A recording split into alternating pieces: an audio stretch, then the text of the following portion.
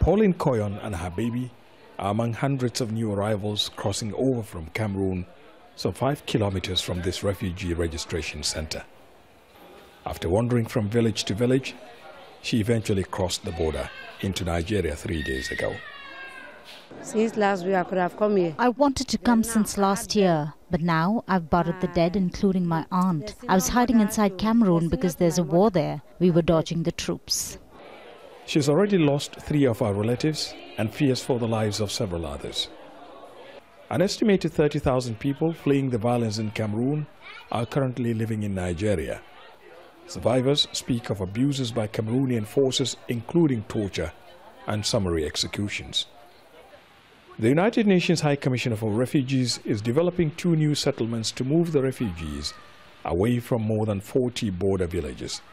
We are striving around the clock to provide assistance, protection and life-saving assistance to a huge number of refugees as they're arriving day and night. And the resources remain a big challenge for us. Relief workers left the village of Abokim just a few days ago, but when they returned, 150 new refugees had arrived. For some, the only possessions they had were the clothes they wore. They say the army crackdown in the English-speaking south of Cameroon continues.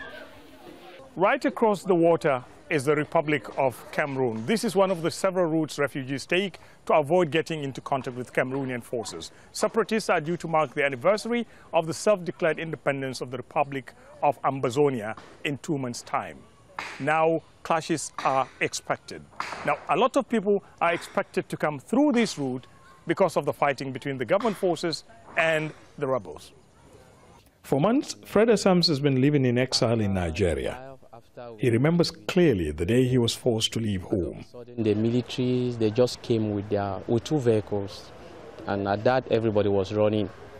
And they lasted for over 45 minutes. There was constant shooting everywhere.